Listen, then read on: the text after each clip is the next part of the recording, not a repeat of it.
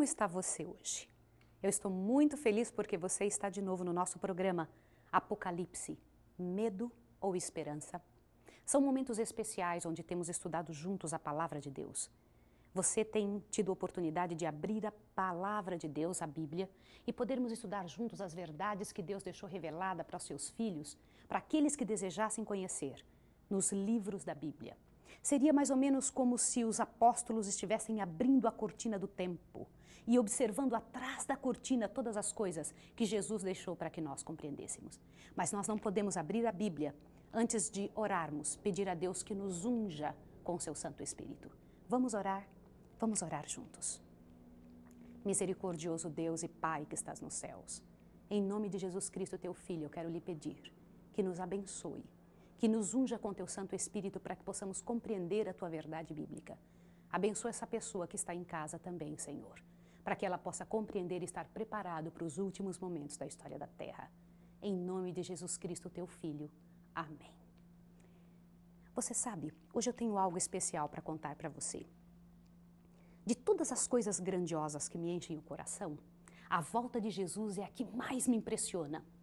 Porque a volta de Jesus, ela vai resolver todos os problemas dessa terra. Nunca mais teremos hospitais, nenhuma cadeia. Nunca mais teremos um só pensamento triste, nenhuma angústia. Você já pensou em viver num tempo assim, num mundo assim? É isso que está sendo reservado para você, é isso que está sendo reservado para mim, para nossa família. Seus filhos não precisam ser criados com tristeza e angústia. Você foi feito para ser feliz. A volta de Jesus é a ocasião mais fantástica deste mundo. Mas existe um outro detalhe que eu preciso que você compreenda. A volta de Jesus me faz pensar nas pessoas que já morreram. Meu pai faleceu e um dia eu vou ver meu pai outra vez. Você sabia que na Bíblia fala sobre 2 ressurreições? Antes de você pensar em ressurreição, eu queria que você lembrasse quem são os autores da Bíblia. Lembra? Jesus trabalhou com vários homens para que compreendessem quais eram as verdades que ele queria que elas compreendessem. E então ditou algumas coisas e outras mostrou em quadros para que eles pudessem escrever as palavras de Deus. O escritor do Apocalipse é João, o apóstolo. Nem João, no livro de João, você encontra algumas verdades incríveis a respeito do Senhor, a respeito de Deus. Quais são as 2 ressurreições sobre as quais o nosso Senhor Jesus Cristo falou quando esteve aqui na terra? Abra sua Bíblia no Evangelho de João, o mesmo que escreveu o Apocalipse, e dê uma olhadinha. João 5, verso 28. Dê uma olhadinha o que diz ali. João 5, verso 28. Eu vou ler com você e você me acompanha. Não vos maravilheis disto, pois vem a hora em que todos os que estão aonde? Nos sepulcros ouvirão a voz e sairão. Interessante isso. Continue lendo. Os que fizerem o bem sairão para a ressurreição da vida, e os que praticarem o mal para a ressurreição da condenação. Você percebeu 2 ressurreições aí no verso que você leu? Você quer ler outra vez? Observe com carinho, são 2 ressurreições. Que ressurreições são estas? A dos fiéis e a dos infiéis. Dê uma olhadinha. A Bíblia diz que os que tiverem praticado o mal, eles ressurgirão para a ressurreição do juízo. Então, que período começa essa ressurreição dos infiéis? Agora sim você precisa ir para Apocalipse, outro livro que João escreveu. Apocalipse 20. Você vai encher o seu coração de esperança agora, porque isso faz você compreender uma série de coisas. Hoje nós vamos ficar somente em 2 livros da Bíblia, o Apocalipse, porque é nosso livro de estudo, e outros para nos ajudar a compreender melhor o que vamos compreender hoje, tá bem? Apocalipse 20, dê uma olhadinha no verso que você pode observar agora, verso 6, diz o seguinte: Bem-aventurado e santo aquele que tem parte na primeira ressurreição. Sobre estes não tem poder a segunda morte, mas serão sacerdotes de Deus e de Cristo e reinarão com ele durante os 1000 anos. O que você acabou de observar? Você notou que a ressurreição dos fiéis é que esta chama-se a primeira ressurreição? Quando que ela vai acontecer? Que época? É na volta de Jesus. Quando acontecerá essa primeira ressurreição? Isto é, a dos justos mortos. Vai lá em Tessalonicenses, 1 Tessalonicenses, volta um pouquinho, para que você encha o seu coração comigo. Eu me lembro em casa, quando nós aprendíamos a respeito dessas verdades, nosso coração se enchia de ver e imaginar esse momento. 1 Tessalonicenses 4, verso 16. Encontrou? Então vamos ler junto comigo. Diz o seguinte: pois o mesmo Senhor descerá do céu com grande brado, a voz do arcanjo, ao som da trombeta de Deus, e os que morreram em Cristo ressurgirão quando? Primeiro!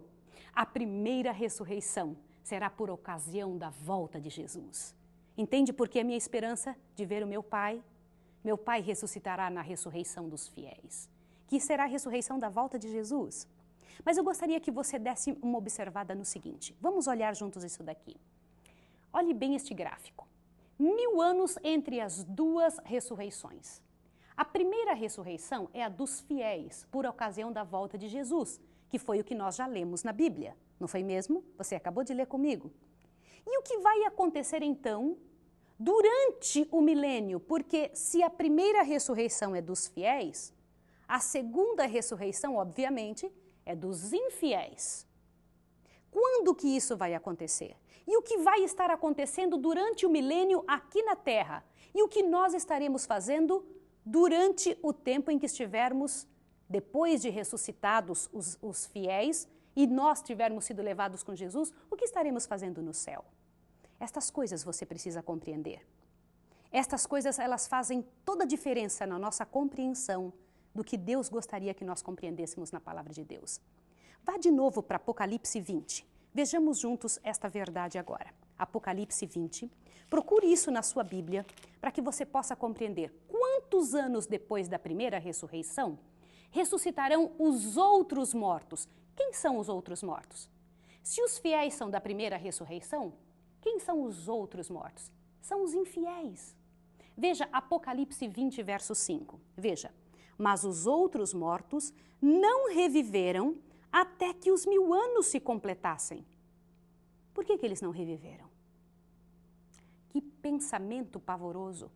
Acordar na segunda ressurreição pensando que é a primeira? Triste isso, não é? E o que vai acontecer durante o milênio? Vamos deixar a Bíblia responder? Aí mesmo em Apocalipse 20, verso 4, você tem a resposta. Diz o seguinte: vi também tronos, e os que se assentaram sobre eles foi-lhe dado o poder de julgar. Vi as almas daqueles que foram degolados por causa do testemunho de Jesus e pela palavra de Deus. Os fiéis, os justos. Continua. Estes que não adoraram a besta, nem a sua imagem, nem receberam sinal na testa nem na mão. O que aconteceu?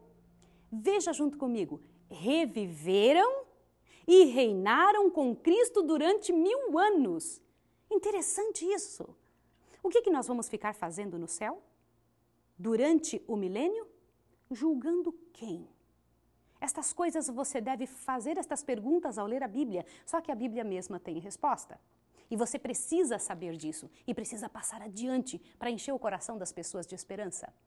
Vejamos juntos o que é que a nossa palavra, a palavra de Deus diz.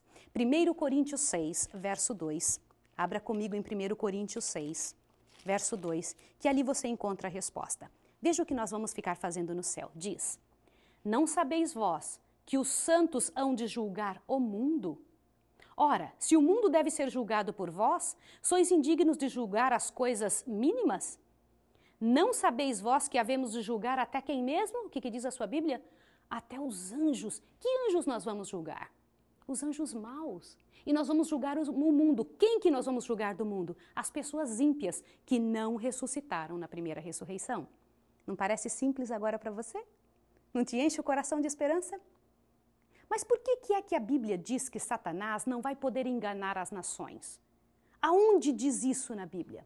Dá uma olhadinha, por favor, em Apocalipse 20. Primeiro, antes de ir para outra parte da Bíblia, eu quero que você vá em Apocalipse 20 e você vai ver esse texto que muitas pessoas se preocupam. Apocalipse 20, verso 1. Então vi descer do céu um anjo que tinha a chave do abismo e uma grande cadeia na mão. Ele prendeu o dragão, a antiga serpente, que é o diabo e Satanás, e o amarrou por 1000 anos. lançou-o no abismo e ali o encerrou e selou sobre ele, para que não enganasse mais as nações, até que os 1000 anos se completassem. Por que é que Satanás não poderá incomodar nenhuma nação durante o milênio? É óbvio que é porque ninguém vai estar vivo aqui durante o tempo em que Jesus Cristo tiver levado os justos para o céu, e aqui durante o milênio a terra vai ficar desolada. Você quer ver o que vai acontecer com as pessoas ímpias no dia que Jesus voltar? Algumas pessoas dizem que as pessoas vão ficar vivas aqui depois da volta de Jesus. Abra sua Bíblia, a Bíblia tem a resposta. 2 Tessalonicenses, capítulo 1, verso 7. E a vós, que sois atribulados, alívio conosco quando do céu se manifestar o Senhor Jesus com os anjos do seu poder em chamas de fogo. Ele tomará vingança dos que não conhecem a Deus e dos que não obedecem o evangelho do Senhor Jesus Cristo. Interessante a Bíblia dizendo que a volta de Jesus vai matar os ímpios. Aqui mesmo em 2 Tessalonicenses, capítulo 2, verso 8, diz o seguinte: e então será revelado o iníquo, a quem o Senhor desfará pelo sopro da sua boca e aniquilará pelo esplendor da sua vinda. Queridos, a volta de Jesus será uma alegria para aqueles que estão aguardando a volta de Jesus, mas será de tristeza e dor para aqueles que são infiéis, que não querem seguir o que Deus pensa, que não querem seguir as orientações do nosso Senhor. Veja que, para 2 grupos de pessoas, serão sentimentos completamente diferentes. O que nós estaremos fazendo no céu durante o milênio? Julgando as pessoas, vendo por que realmente as pessoas não deveriam ter estado lá. Agora vamos ver mais um detalhe. Sendo que os fiéis irão ao céu e os ímpios morrerão, Satanás não terá quem tentar na terra. O que fará essa cadeia de circunstâncias com o diabo? Veja que o Apocalipse tem essa resposta. Apocalipse 20, de 1 a 3, diz algum detalhe interessante. Antes, eu quero te explicar que neste livro simbólico, Apocalipse, existem algumas coisas que nós precisamos ver e tentar entender. Veja que é um livro simbólico. Alguma vez, você já esteve sozinho dentro da sua casa, se sentindo incomodado, cansado, e você não tinha o que fazer, não tinha nada para fazer e de repente você disse, eu estou aqui preso entre essas 4 paredes? Sendo que não havia nenhuma grade na sua casa e você tinha total liberdade de abrir a porta do seu apartamento, da sua casa e sair? As circunstâncias nas quais Satanás vai ficar aqui sozinho com seus anjos durante o milênio vai fazer com que ele se sinta preso aqui. Ele não tem a quem tentar, porque você sabe, o trabalho de Satanás é tentar pessoas como você e eu, é incomodar-nos, é fazer com que nós venhamos a pensar como ele. Por isso, ele vai se sentir preso. Leia isso em Apocalipse 20, verso 1 em diante. Então vi descer do céu um anjo que tinha chave do abismo e uma grande cadeia na mão.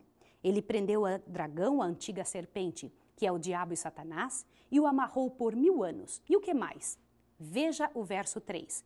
Lançou-o no abismo e ali o encerrou e selou sobre ele, para que não enganasse mais as nações, até que os 1000 anos se completassem. O que significa essa palavra até que os 1000 anos se completassem? Queridos, é óbvio, depois do milênio, quando ressuscitarem os infiéis, Satanás terá quem tentar. Ele verá aquela multidão de pessoas que ressuscitaram infiéis, que têm o coração como o dele, que morreram não crendo no Senhor. E então eles vão ressuscitar junto com Satanás e Satanás terá de novo domínio sobre aquelas mentes. Isso não é sério? Quantas escolhas nós temos que fazer? Quantas escolhas hoje nós temos que desenvolver dentro da nossa casa, dentro da nossa família? E elas determinam a nossa vida eterna. Como terminará o milênio? O que vai acontecer com a cidade de Deus ao terminar o milênio? Apocalipse 21, 2. E eu falo isso sorrindo, porque a Bíblia conta a respeito disso e isso enche meu coração de esperança. Veja o que diz aí. Então vi um novo céu e uma nova terra, pois já o primeiro céu e a primeira terra passaram e o mar já não existe. Vi também a cidade santa, Nova Jerusalém, que de Deus descia do céu, ataviada como uma noiva para o seu noivo. Queridos, A Bíblia diz que a santa cidade descerá sobre o Monte das Oliveiras, que se abrirá em dois, produzindo um grande vale. Isso está escrito lá em Zacarias 14, verso 4 a 10. Mas o que acontecerá com os mortos ímpios e com Satanás quando os 1000 anos se completarem? Vai aí, volta um pouquinho, Apocalipse 20, versos 5, o 7 e o 8. Diz o seguinte, Apocalipse 20, verso 5. Mas os outros mortos não reviveram, até que os 1000 anos se completassem. Esta é a primeira ressurreição. Veja o verso 7. Quando se completarem os 1000 anos, Satanás será solto da sua prisão. Por que será solto?